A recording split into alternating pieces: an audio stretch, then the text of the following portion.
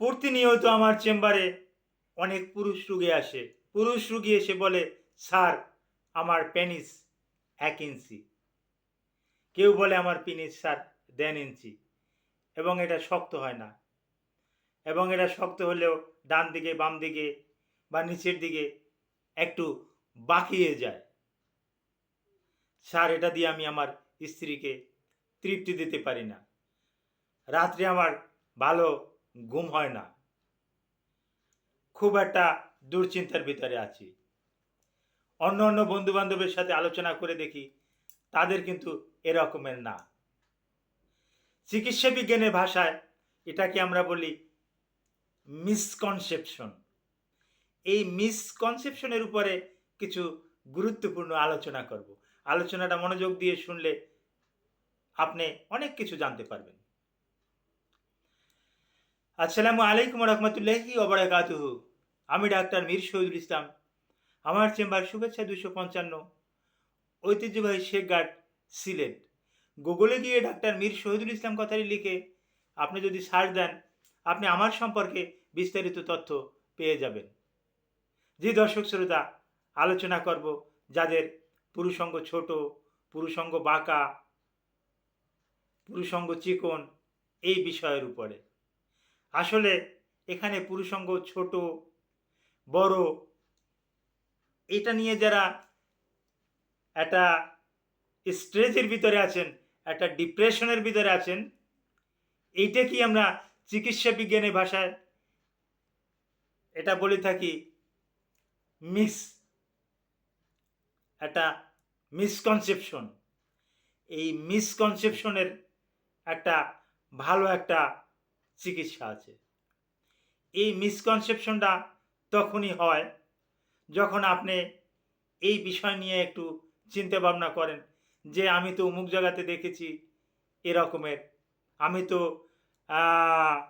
বাংলাদেশে বা বিশ্বে এখন বিভিন্ন জায়গাতে ওই মোবাইল ফোন থাকাতে, মোবাইল ফোন কাছে থাকাতে তারা বিভিন্ন রকমের পর্নোগ্রাফি, বিভিন্ন রকমের ব্লু ফিল্ম এগুলো দেখে তারা চিন্তা ভাবনা করে, বা এত বড় পেনিস, হ্যাঁ এই রকমের মোটা, তো সে তুলনায় তো আমার কিছুই না, সুতরাং সে তার স্ত্রীকে তৃপ্তি দিতে পারে, আমি তো তাহলে আমি তৃপ্তি দিতে পারি না।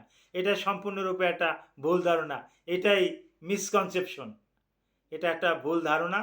আপনি ছোট হলেও আপনি কিন্তু তৃপ্তি দিতে পারবেন। সৃষ্টিকর্তা কিন্তু মহিলাদের যে অর্গান, আসল যে অর্গান, বিশেষ করে ক্লাইটোরিস, তারপর আসে জি পয়েন্ট, এই জি পয়েন্ট ক্লাইটোরিস এগুলো কিন্তু উপরেই রেখেছে, যেখানে আপনি উত্তেজিত করলে তাকে বেশ একটা স্টিমুলেটিং, মহিলাকে কিন্তু আপনার পার্টনারকে কিন্তু আপনি স্টিমুলেটিং করতে পারলেন, এতে কিন্তু সে সম্পূর্ণরূপে আপনার উপরে কিন্তু প্লিজ থাকবে এবং একটা সময় কিন্তু তার পরিপূর্ণ একটা অর্গাজম হয়ে যাবে।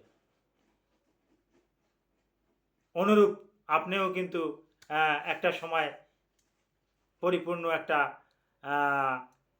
ইজাকুলেশন আপনার এসে যাবে। কিন্তু আজকের থেকে এই টেনশনটা আপনি মাথা থেকে ঝেড়ে ফেলুন।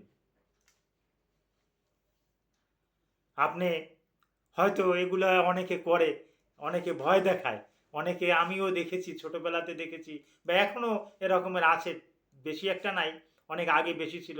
গাড়িতে, লঞ্চ স্টেশনে, রেল স্টেশনে, বাস স্টেশনে, বিভিন্ন গঞ্জের বাজারগুলোতে ওই লিফলেট দিত বা ক্যানভাসাররা কিছু ঔষধ বিক্রি করতো যে এটা খান, এটা খাওয়ার পর আপনার পেনিসের সাইজ 1 ইঞ্চি, এটা খাইলে 4 ইঞ্চি, 5 ইঞ্চি, 6 ইঞ্চি বড় হয়ে যাবে, এই রকমের কিছু করতো।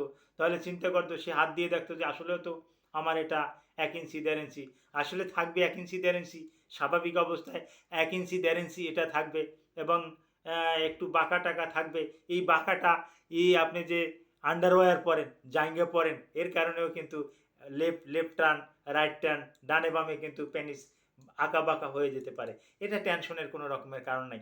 যখন আপনার ব্লাড ফ্লো আসবে, আপনার যখন এই ভেনাসে, হ্যাঁ, ভ্যানাসে যখন আপনার অর্থাৎ পেনিসে যখন আপনার ব্লাড সার্কুলেশন হবে, রক্ত সঞ্চালন হবে, তখন কিন্তু পেনিস কিন্তু শক্ত হয়ে যাবে, তখন কিন্তু ওই আঁকা বাঁকাটা আর দেখা যাবে না।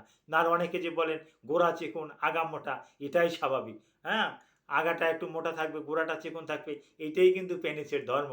এখন এটাকেও দিয়েও কিন্তু বলে গোড়া কিন্তু মোটা থাকবে না, এই মোটা থাকাটা কিন্তু এটা কিন্তু পেনিসের একটা বৈশিষ্ট্য কিন্তু না।